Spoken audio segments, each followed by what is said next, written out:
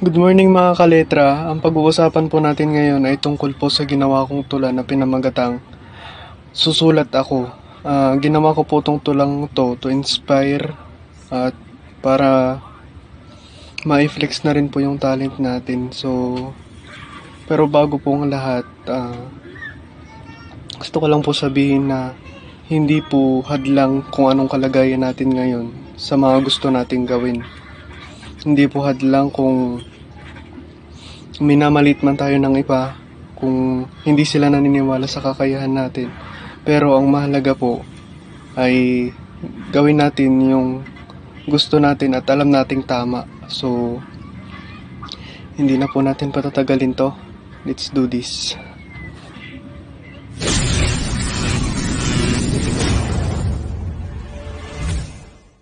Susulat ako hindi para magpasikat. Susulat ako para maimulat. Ang mga mata sa larangang aking tinatahak. Bawat letra at bawat pangungusap ay binuo gaya ng pangarap. Pagod ay di alintana sa bawat pagbuo ng tula. Upang ang talento ay maipakita sa madla. Layunin ay magbigay ng inspirasyon at saya. Para sa mga taong makakakita ng aking gawa. Ang kalagayan ay hindi naging hadlang. Para sa pangarap na gustong makamtan. Mga letra ang naging daan upang ipakita ang nararamdaman. Mga letra ang naging daan na binuo ng aking bawat karanasan. Mga letrang pinagtibay ng mga pagsubok na pinagdaanan. Mga letra ang naging sandata sa laban upang lahat ng harang ay aking malampasan.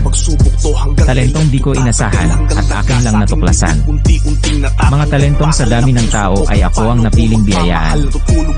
Patuloy na susulat at gagawa ng iba't ibang tula. Ang inyong lingkod ay hindi magsasawa. Kahit mapagod at ang tinta sa ballpen ay tuluyang mawala. Ang talentong ibinigay ay hindi mawawala ng saysay.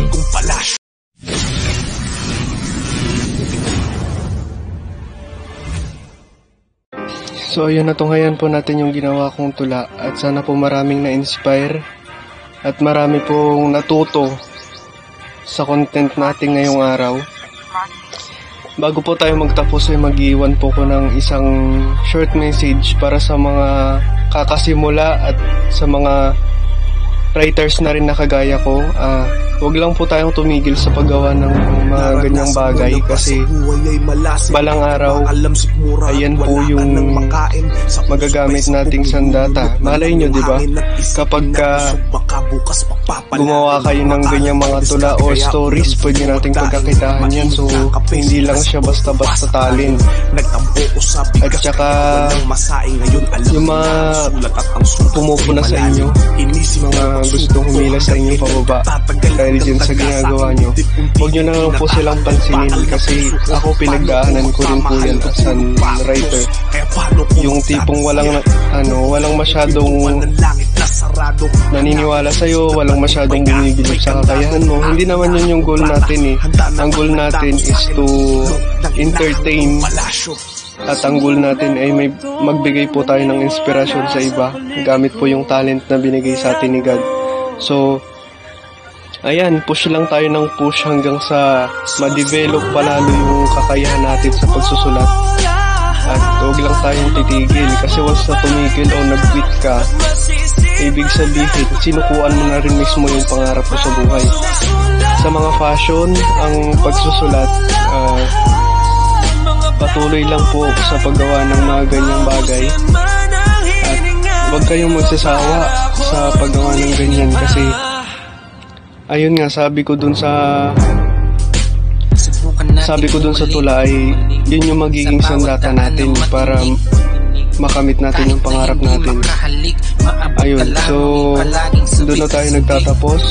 Pero bago po ang lahat, yung mga katulad ko po na kulang sa materials kasi yan din po pala yung nagiging isang rason kung bakit tumitigil yung isang writer.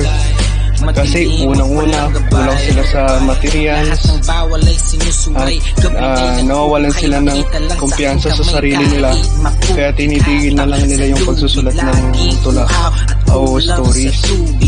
So kahit ganun yung kalagayan, piliin pa rin natin magpatuloy kasi kapag hindi naman sukatan yan kung may materials ka man o wala. Ang importante, gusto mo yung ginagawa mo at masaya ka sa ginagawa mo. Kaya patuloy lang tayo sa paggawa ng pangarap natin, guys.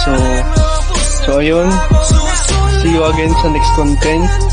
At pag napanood niyo po itong video na to, please like, share, and subscribe na rin po. Higit sa lahat, hit the notification bell para updated po kayo sa mga bagong ilalabas kong video.